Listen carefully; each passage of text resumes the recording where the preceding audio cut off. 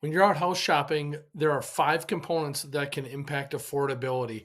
Hey, friends, Scott Smith with the Smithy McKellar Williams wanted to share with you some insight on how those five things can really have a big impact on your buying power. When we look at your monthly payment, if you're taking out a mortgage, you are looking at your PITI. And if you're not putting 20% down, you might have a private mortgage insurance, or depending on the type of financing, FHA or VA might have what is called PMI or MIP, or a VA funding fee that would go along with that. So I want to break down with you those five different components and how that can impact the affordability that you're looking at. So if we look at that PITI plus the private mortgage insurance, the first component is your principal. And that really kind of relates back to the price, how much you're putting down on the property. So I want to bring it back to price. The price that you're looking at, making sure you've got good negotiations, and also where you're looking for a property. If you're buying a property in a real hot market, you might end up paying a premium to be in that market, whereas you might be able to move a couple miles away, maybe in a similar class of home, but you might be able to get a little bit better deal on that property. Also, having good negotiations on your side certainly makes a difference. The second component is interest, the interest rate that you're getting locked in, and that's such a huge component, especially over the last few years. We've seen quite a bit of volatility when it comes to interest rates. We've seen interest rates on some loan programs in the 5.5% range for a 30-year fixed. And we've seen interest rates recently that are approaching that 7% range, again, for that same 30-year fixed mortgage. So making sure that you've got sound and good mortgage advice from a professional that understands your situation. Having good credit certainly makes a difference, but making sure that interest is with your mortgage is going to be a good fit for the type of home that you're borrowing. Some of those clients that are looking at a property that might be an upper bracket property, there's some jumbo rates, but it doesn't make sense for you to get a jumbo mortgage or a first and a second mortgage when you're looking in the upper bracket price range. The next component I want to talk to you about, principal, interest, and the third one is taxes, the property taxes.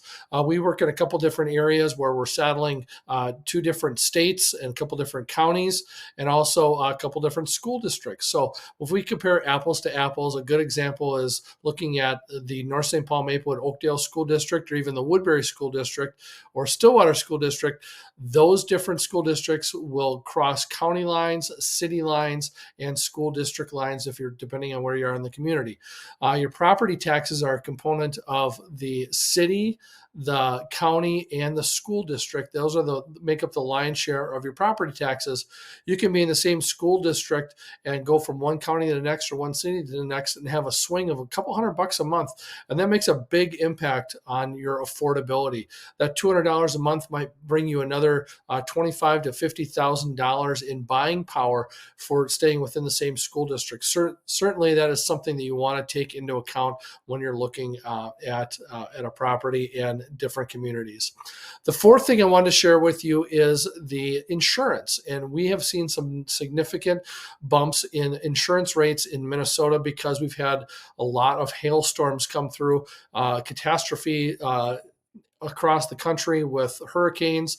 Minnesota, we've got the hailstorms, tornadoes, and that has impacted our insurance rates locally. So make sure that you are shopping around, getting good rates, and taking a closer look at your deductible on your insurance, because that can have, a significant impact. We had one buyer that was buying one of our listings, and that buyer had a real hard time securing their homeowner's insurance from their traditional agent. And so they shopped around and they were able to save a few $100 a year and able to make the numbers work for them. The last component I want to share with you, if you're putting less than 20% down, you might have what's called private mortgage insurance. If you're using FHA or VA financing, it's called a mortgage insurance premium. And that helps keep the rates competitive and minimize the risk for the lenders on those government-backed loans. And so if you are buying a property with a lesser down payment loan, first-time buyers, even some of the move-up buyers might not have enough of the down payment, but they do have enough income to qualify for it. So they're stretching their leverage with the mortgage to make sure that they can get a little bit more house for their money, and having the private mortgage insurance included in there. There's a number of different strategies when you're working with a lender about ways to mitigate the impact on the private mortgage insurance, or MIP. So make sure you have a good conversation with them. So 5 different components: price, as it relates to the principal, interest, taxes, insurance, and then the mortgage insurance premiums, all have an impact on affordability. So if you're wanting to maximize the affordability for you and your buying power, certainly reach out to a professional. We work with so many great mortgage brokers and insurance advisors that we want to make sure that you're getting a good deal that's a good fit for you financially, because this purchase of your next home can certainly set you up for a great financial future if it's done correctly. So reach out to us. We'd love to talk to you more about how we can help you out. 651-777-3434. Call, click, comment below, and we'll be happy to help you out. Just reach out to us and we get you on the road to your next home. Thanks. Have a great day.